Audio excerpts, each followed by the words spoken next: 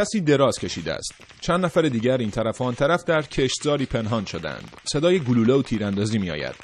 و چون اینجا سوریه است، هر کسی ممکن است فکر کند نیروهای دولت بشار اسد و مخالفان او مشغول یکی از ده‌ها نبرد کوچک و بزرگند. اما وقتی دقیقه‌ای می‌گذرد، نه از زبان عربی خبری است، نه از نظامیان سوری.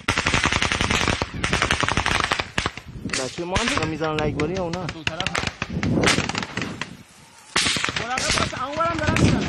این تنها یکی از چندین ویدئویی است که اخیراً مخالفان بشار اسد آن را در اختیار رسانه‌های اروپایی گذاشتند و روی شبکه‌های اجتماعی منتشر کردند. ویدئوهایی که حکایت از حضور نظامیان آموزش دیده ایرانی در جنگ داخلی سوریه دارد، آن هم اسلحه به دست در وسط کارزار. چه خبره؟ سلامتی. یه گروه میفرستیم ببینیم سمت چپ میدونو.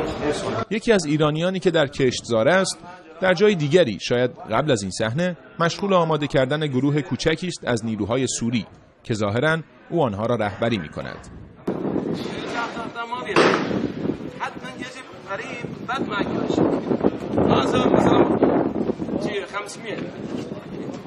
اما این تنها تصاویر منتشر شده و تنها ایرانی‌های میانه میدان جنگ سوریه نیستند. مخالفان سوری تصاویری را منتشر کردند از یکی از افراد سپاه پاسداران ایران در حلب. کسی که تصویر او چندی پیش در رسانه‌های ایرانی نیز دیده شد. اسماعیل حیدری که در سوریه کشته شده و رسانه‌های ایرانی نخست او را مستندساز معرفی کرده بودند. اما اندکی نگذشت که برگزاری مراسمی رسمی با حضور نیروهای نظامی جای شکی باقی نگذاشت که او نه مستندساز است و نه در سوریه مشغول سیاحت یا زیارت، آنطور که در برخی موارد دیگر عنوان شده است. و همه اینها برخلاف آن چیزی است که همواره تهران بر آن تاکید کرده و همواره دیگران را نیز از آن برحذر داشته است: عدم دخالت نظامی در بحران سوریه.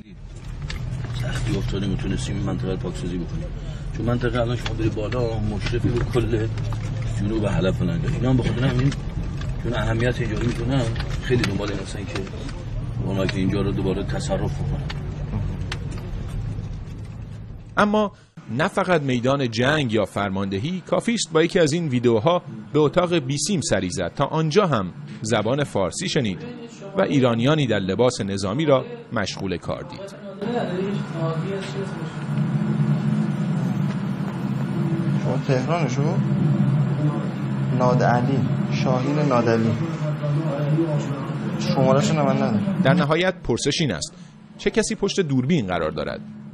کسی که ظاهراً آنقدر با نظامیان آشناست که آنها از او شماره تلفنی را در تهران هم میپرسند.